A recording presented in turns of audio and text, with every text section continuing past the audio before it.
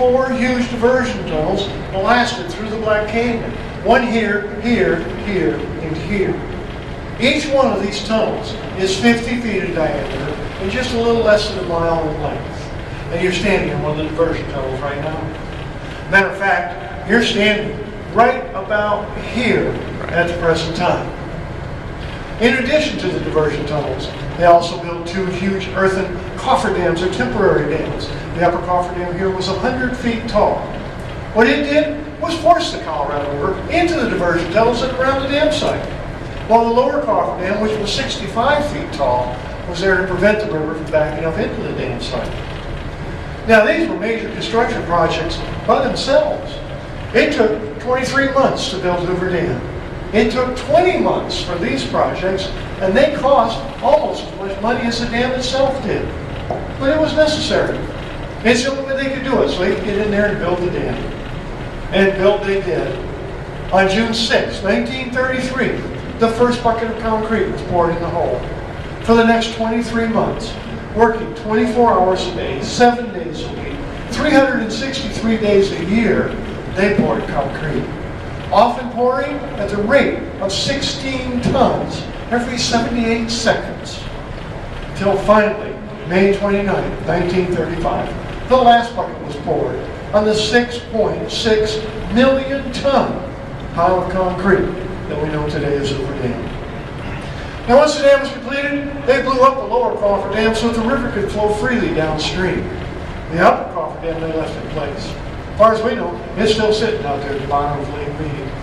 But before they could fill the lake up, they had to do something about those diversion tunnels. They were done with them now, they had to close them off. So what they did initially was put 50 by 50 foot steel plates, each one weighing 2 million pounds at the entrance to each of the tunnels. That allowed the tunnels to be drained and dried out. Once the tunnels are drained and dried out, permanent 400-foot concrete plugs were poured in each one of those 50-foot diameter tunnels. So let's see here, we got the dam built, we got the diversion tunnels closed off. That means the lake is rising, and it's time for Hoover Dam to go to work. As you drove in today, you may have seen sitting out in the lake are 4 intake towers. We have 2 on the Arizona side, 2 over here on the Nevada side.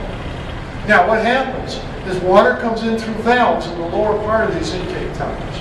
Then the water drops down into a 30-foot diameter penstock. Y'all know what a penstock is, right? Penstock? That's just a damn name for a pipe. So the water goes into this pipe at the rate of up to 96,000 gallons per second. Not per minute, per second. You're standing over one of the penstocks right now. Look outside, you see. You feel that rumble? I know you do. Feel that rumble through? That's not machinery. That's the water going through the pipe you're feeling. So, water goes in the intake towers, drops in the penstock, through the Black Canyon, inside the original diversion tunnels. At that point, the water is moved into petite little 13-foot diameter penstocks, one for each one of our generators, and the water drops down to the bottom of the generators.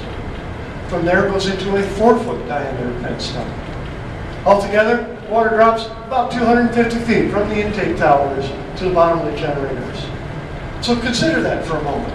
The water drops 250 feet, and it goes from a 30-foot diameter pipe to a 13-foot diameter pipe to a 4-foot diameter pipe. What we're doing, of course, is increasing the velocity of this water tremendously, and that's necessary because at each one of these generators, that water has to have enough velocity to turn a 34-ton turbine at the rate of 48 miles per hour. Once it's done that, water's done its job for us here at Hoover Dam. It's released into the tail race, continues its journey downstream as the Colorado River. It goes on into California. There it uses irrigation and drinking water before it finally goes into Mexico and the Gulf of California, where the Colorado ends its 1,400-mile journey. Speaking of journeys, I'm the only one who knows where we're going next. I get to go first. Oh, we're going to the next stop on our tour. How long did it take to fill the reservoir? About 6.5 years. And when was the last time it was full? 1983. Remember that 6.5 years, we were sending water downstream all the time. Yes. Better thing to think about is the reservoir is designed to handle 2 years in the flow of the river of Colorado River. Come on, you guys.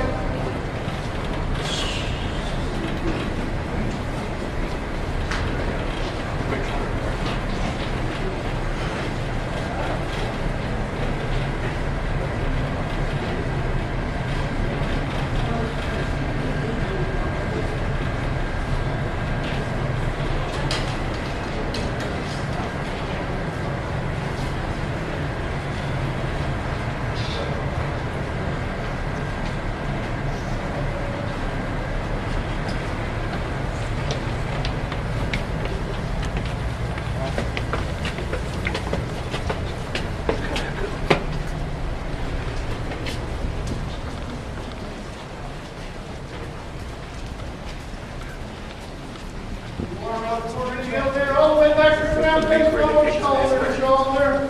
Nice lines across the back. We've got to take one elevator here. We're going to take one elevator. We have to save electricity. What do you think, we make our own? Here we go, guys. Lots of room. Nice small group. Come on in. You know what, though? I need a volunteer. I'll do it. Matthew. All right, Matthew. You see that button down there that says BA? This is a test. You see that button that says BA? Push that button. Oh, come on, push it. One more time. Okay. Boy, I can't think it was broken. Pull that switch down. All right, give me 5. He's a new guide. I'm going home after this. The reason we had to have Matthew do the elevator is because I lost my license a couple of months ago. Something about a lost elevator full of people. It was never proven to be my elevator. Come on, big guys. We're going to stay to the left this time, folks. Pretend you're in England. Come on over here and stay with me. Come on over here, stay to the left.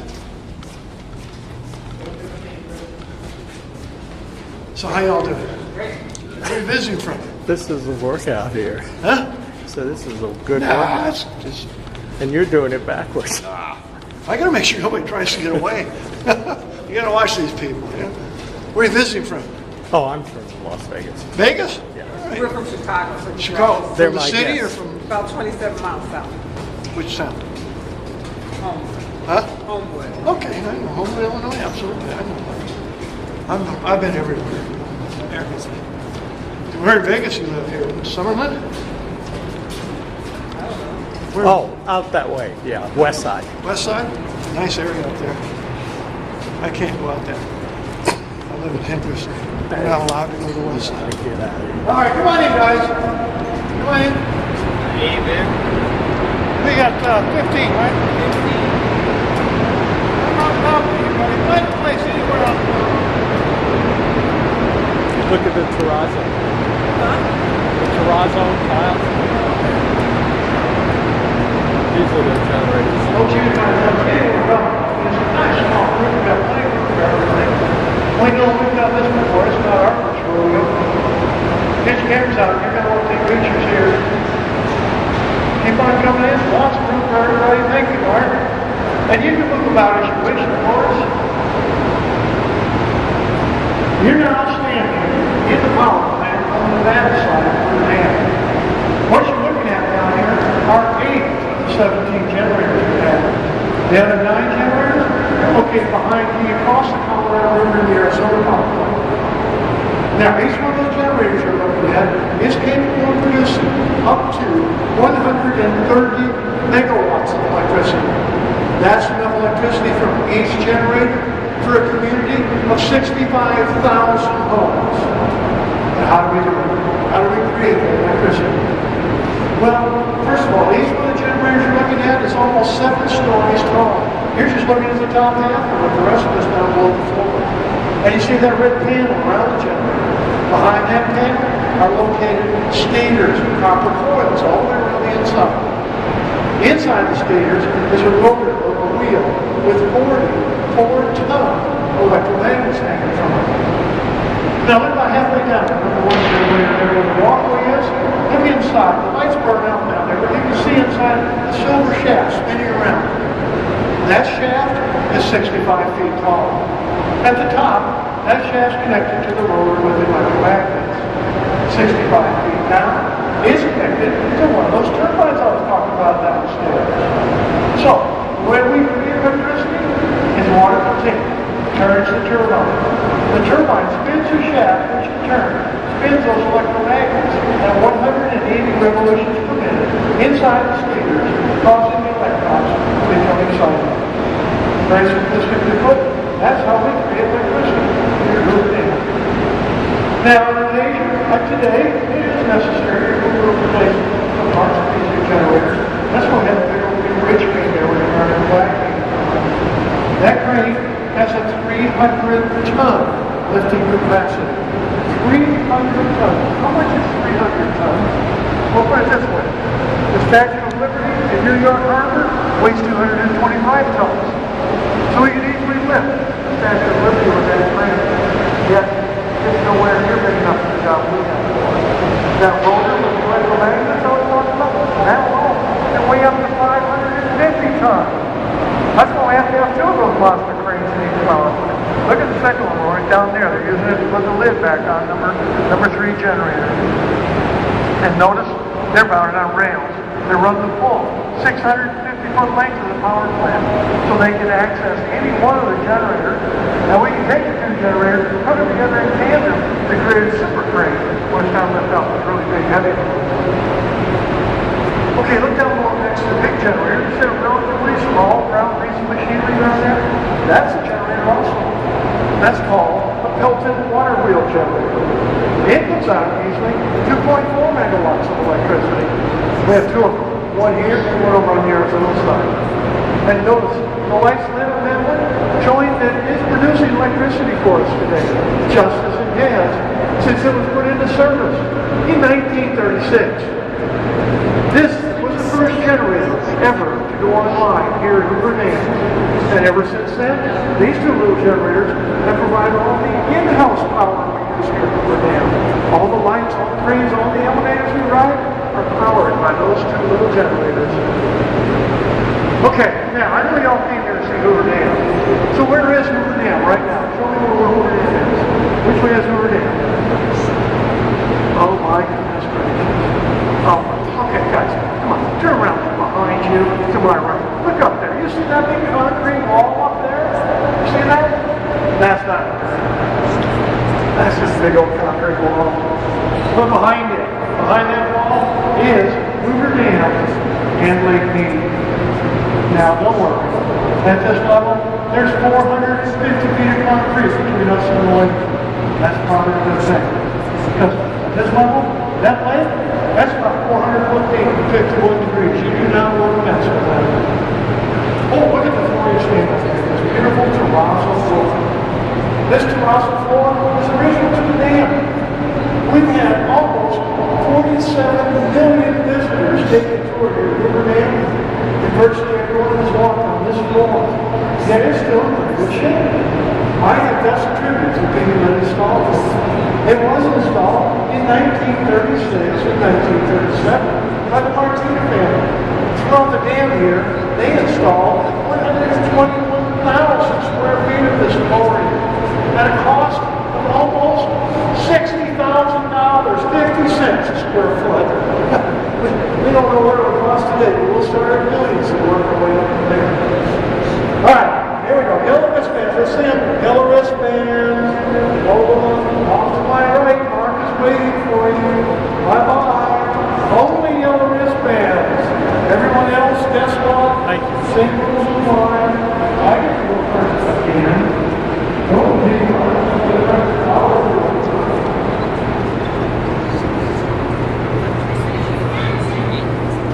Oh, now owe you.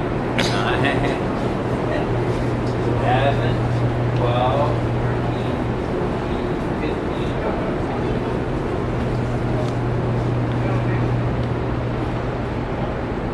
So after No. the quickness part. Yellow wristband? Yeah. It's okay.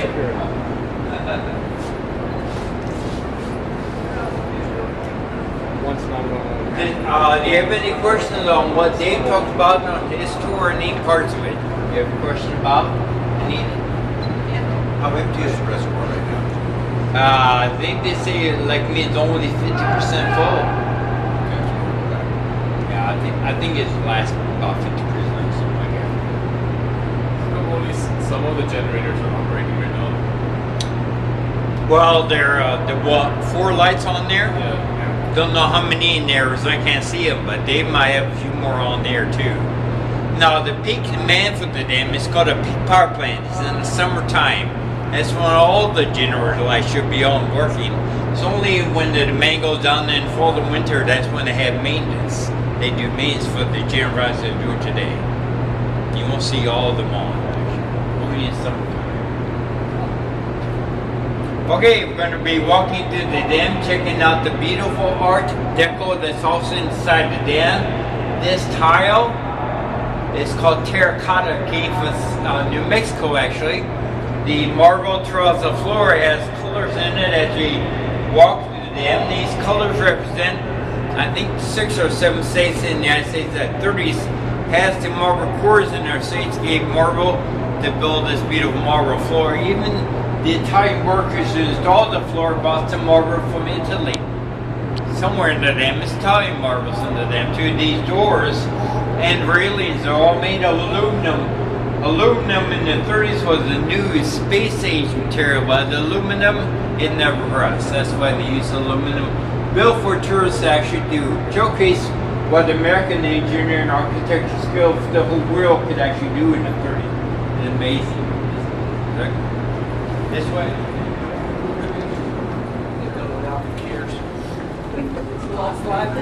What? The slide rules it. Wish we can't calculate or accept it off their phone.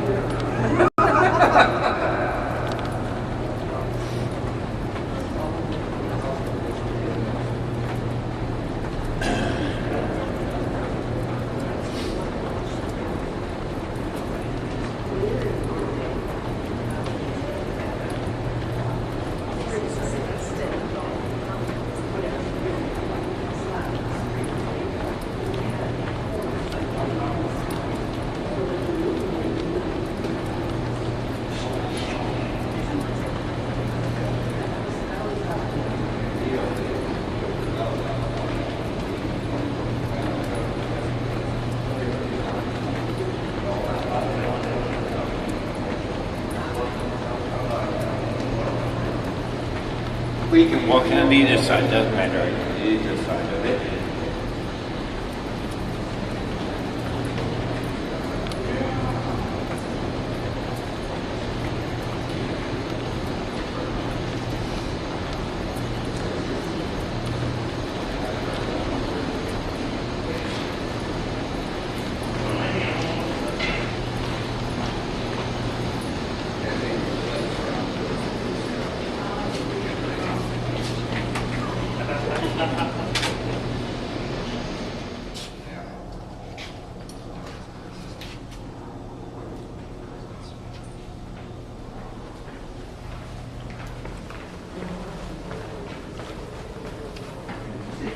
I just need to take a picture. Yeah. It's a few pictures you can take here. Okay,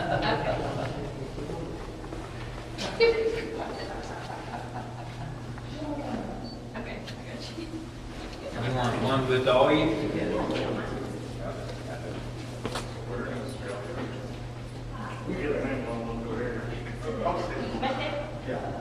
Hey, ready? 1, 2, 3, smile. Good job. Thank you. Oh. Here, take your own pictures. Here, you want to take a picture, yeah? Look at all the bubbles down there. They probably started a generator just not too long ago. That's what the bubbles are there for a while. Each one, a form of the dam was only kept at 5 feet high. You can kind of tell that because of the cypress that you see here. Not down here. So all I do is I go up or down to where I think that 5-foot level is. I think it's around here. Now we don't know with this floor was always here, so and the floor looks like a couple of inches, at least maybe 3 inches. So they might have been measuring it a little bit lower. It looked like it down here because it was kind of different, but it looks like 5 foot. Probably up here now. I don't know. Now we're going to see on the other side at the junctions. You can see how they identify the forms using letters of the alphabet. Sometimes they would keep things kind of simple here. You can see also they placed a bolt right through the concrete on both sides. Sometimes what the engineers would do, they would lay down a certain measuring instrument from that bolt. In the 30s that was called a transit. But today the engineers call that a level.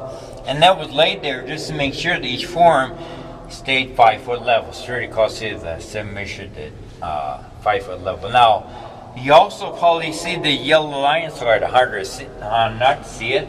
You can also want to watch where you're walking, because there is a slight drop off right here from the right side of the line. What we think they did this for, we think it was used to maybe collect seepage water initially. They knew it was going to happen. Water is going to seep through the dam. It's made of concrete, but it's porous. Water will seep through the porous substance. We think they used it to collect it here, and then they would have drained some pipes from here and keep pushing that seepage water down the river. We don't know if it was actually used, but we think it was made just for that purpose, if it had to be used, probably.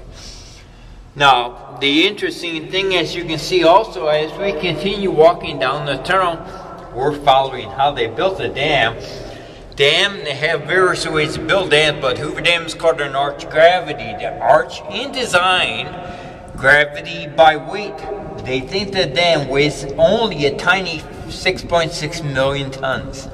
These are squatting, not going anywhere from the canyon for a long time. I've heard it could be here 2,000 years. No one knows actually how long the dam might be here for. Now, the arch is kind of interesting, and the arch, they've known one good advantage of it for actually thousands of years. If they build structures in an arch form, the structure they build becomes stronger than a straight line form would make that.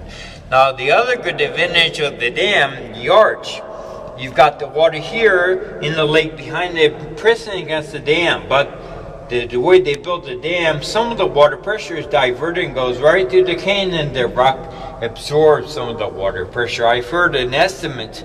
They think the bottom of the lake near the dam, the pressure of water, there could be about 45,000 pounds per square foot. So it's diverted right to the canyon walls. And the way they built the dam, and the water going to the side, it just compresses the dam into the canyon like kind of a cork in the bottom. There's no steel or rebar in the canyon holding the dam up at any point. Now, the interesting thing also about the dam, there is no steel or rebar in the dam. The engineers who built the dam thought if they put some steel in the dam and reinforce it, the water seeping through it would corrode that steel, and the air pockets would form at different places. Then that's not good. For dams got to be pretty much solid. Okay. Pretty much. Is there any evidence of seepage anywhere in the dam or no? Yes, we're going to that place right now called the seepage gallery. Yes, and we can hear. We can't see it, but we can hear where hundreds of feet down from us being collected sent downstream. Okay. Cool. And we'll see also 2 sets of stairs, one OSHA and one non-OSHA set. Kind of neat to see both sets together. Okay. Oh, you're talking about that seepage, okay. Now, since we're in the dam, and it's a good rule to go by, when you're in the dam, especially when you're walking around the dam, we never say that 4-letter bad L word. We say seepage because everything sounds better when it seeps, right? I got that right. I got it. It's on a bit of an angle. I might not be able to read it. I got the numbers.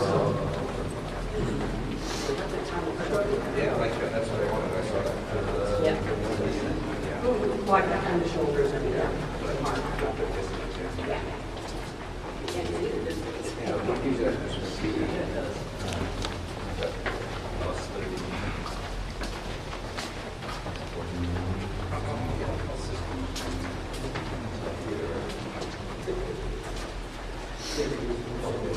Here is one of the actual places where they found a crack, the engineers found a crack in the concrete, so they marked it with this black line, and the date they found it is on the wall too, is June 1943. Now, some of this other stuff is not actually supposed to be there.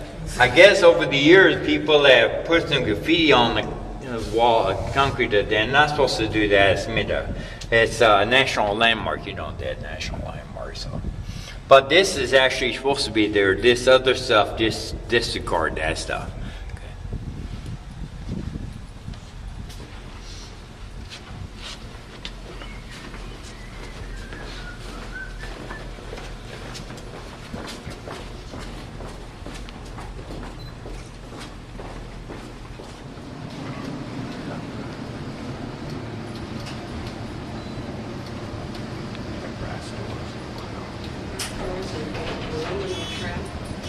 And Mark wants behind me. Yeah, they're trying to get over there.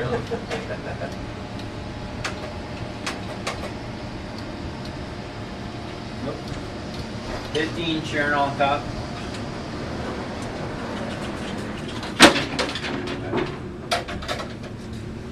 Okay, at this time, does anybody have any last minute question, anything at all?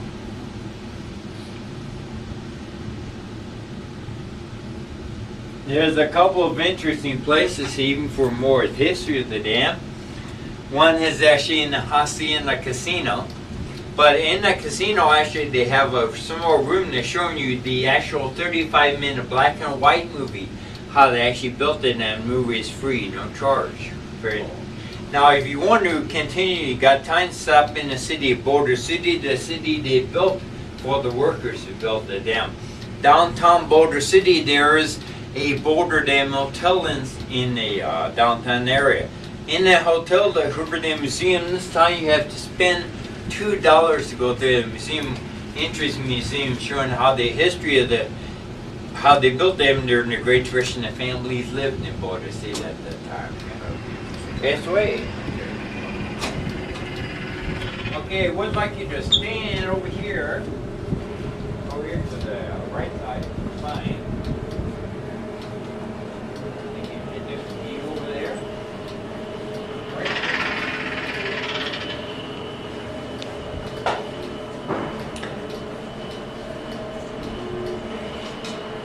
There.